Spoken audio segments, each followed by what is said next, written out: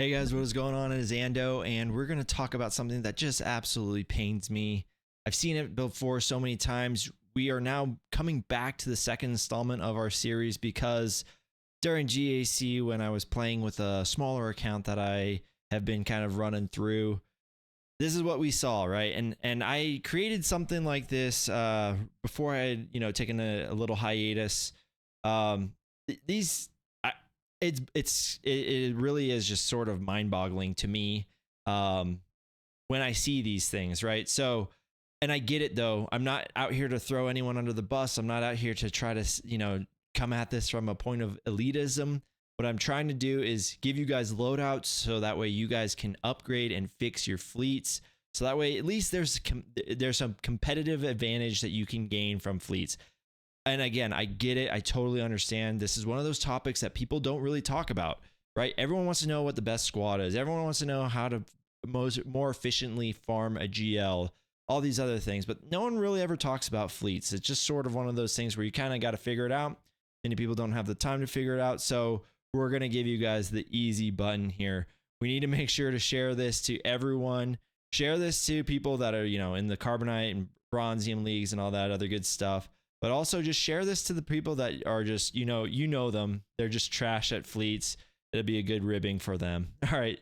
So let's go ahead and get it. Like I said, I've already got this laid out for you guys. All right. You guys just save this loadout pending where you are at in the game.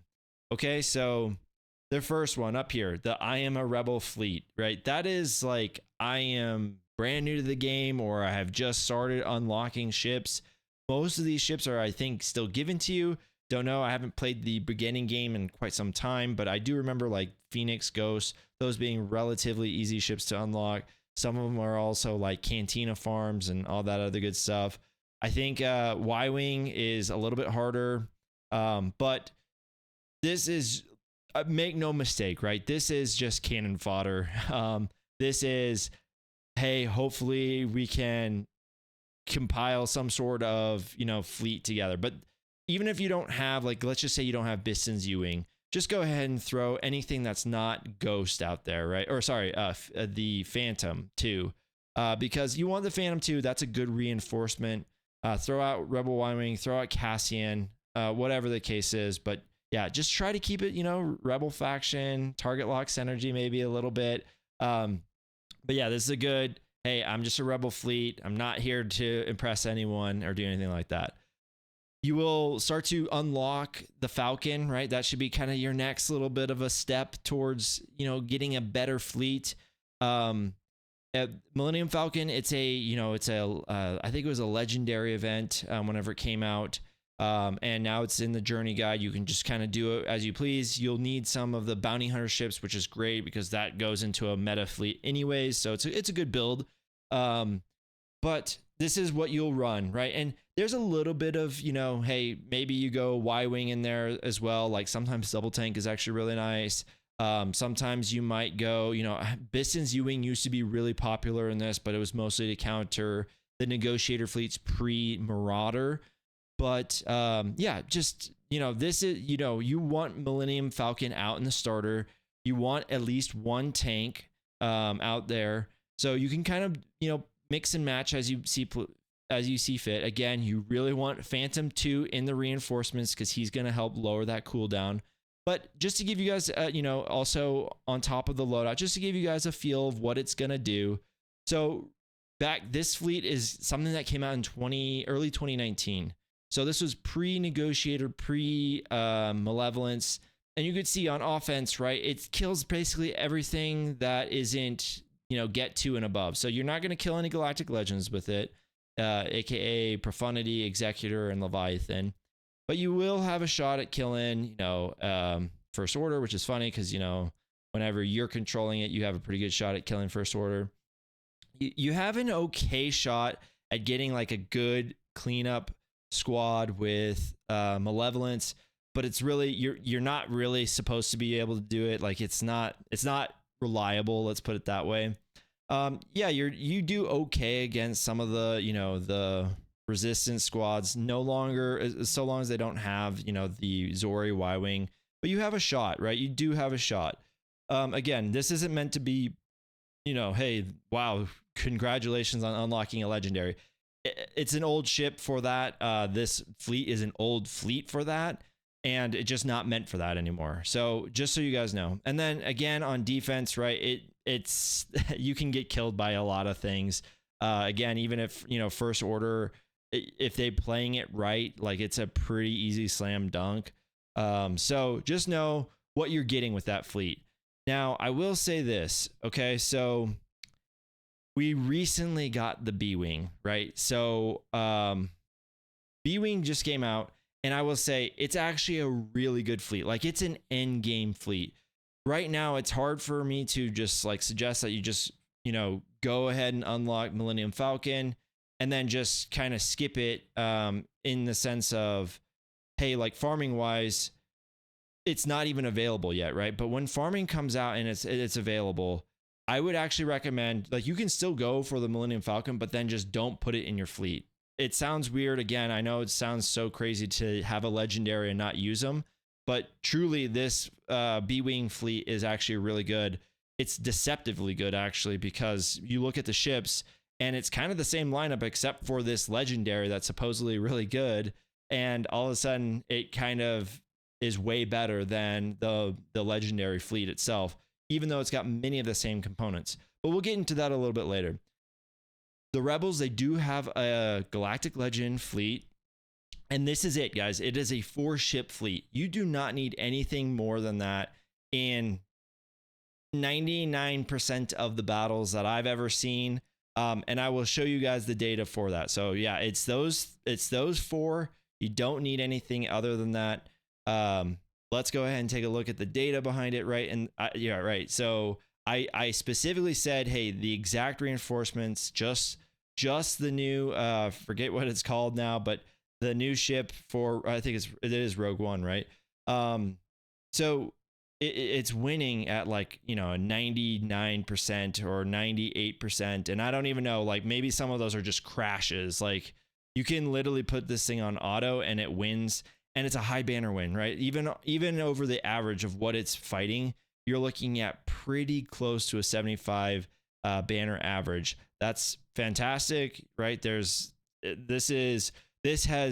ship has really turned Profundity into a fantastic, clean win, like every single time, no questions asked. So you might be asking, well, if it's that strong, is it really strong on defense? Right, it still struggles. Like you can still kill, like Leviathan still counters it. And then as with all Profundity matches, so long as you have an Imperial TIE Bomber, you can pretty easily win with a mirror match. But it has completely shut down, Executors. Like there still is a little bit of a Geonosian cheese there that can happen, or Separatist cheese that can happen. A little bit there, I guess, with Negotiator. And then there's also there's some Empire stuff that can go on. It used to be a lot better, I think, but yeah, I think this with that tenacity up and all that good stuff, I think it's kind of helped solidify it a little bit more on defense. But again, this is just such an offensive weapon. Don't bring it onto defense, in my opinion, right? Unless you have a plan for it. Yeah.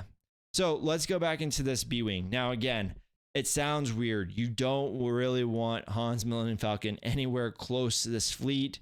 But this is the fleet that you can run. It's very good on defense. You see how I've called it defense with a 3-star B-Wing. If you currently have a 3-star B-Wing, like this is really good, guys. Like I'm telling you, it's actually kind of surprisingly good. I'd say that Biggs is probably the one that you want to keep out there.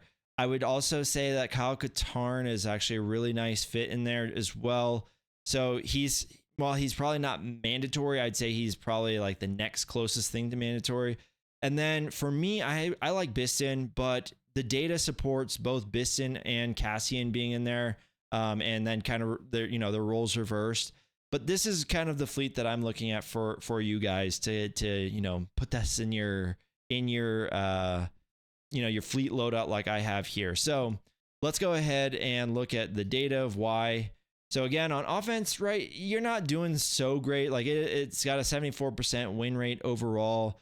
pretty decent high banner wins, right? You have a chance of knocking out Negotiator. You have a really good chance at killing Malevolence, which is why I think Malevolence is going to be the next one that kind of gets a lifter. I don't know what kind of ship it is. They have like a tri-fighter or something like that.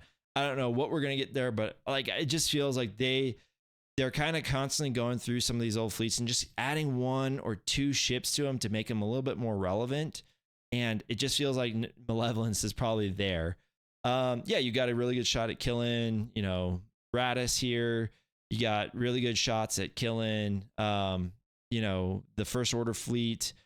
So on offense, it's no slouch of its own, right? And I'd say it's got a, again, higher bar than what Millennium Falcon, this legendary fleet was supposed to be.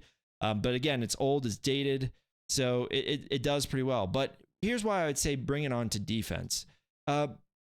There's still a good shot that they one-shot it, but if you start to look at what they're one-shotting, it's a ton of the GL fleets. It's, and other than Profundity, they're ripping away some banners, right? You're kind of expected to get 74, 75 in a high-end end game GAC match. You're kind of expected to get that, right? Like that's supposed to be what you're aiming for. So the fact that we're getting averages here around 72, even with the Leviathan, right? Depending on what kind of, reinforcement they end up choosing, you're getting somewhere between a 70 to 72. This is a great banner differential. Like you're pulling away 3 to 5 banners away from your opponents for a fleet that you really wouldn't probably have used, without it. So that's my pitch to, why put it on defense. Here's why, right? It does a decent job. It does a decent job at blocking out, obviously, stuff like Malevolence and Negotiator as well. Pretty poor win rates there, which is to be expected because, again, on offense, you got a pretty decent shot. So, again, keep this fleet loadout saved.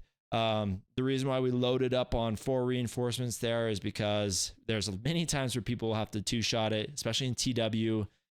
So you want as many reinforcements because so long as B-Wing is still around, you're going to be set. Anyways, guys, hopefully this helps out.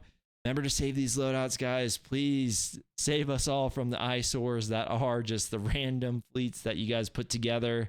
It's not that difficult, but I understand, again, not many people talk about it. So hope you guys, learned something from the video. If not, hopefully you at least got a few laughs out of it. And we'll see you guys in the next one. Thanks for watching.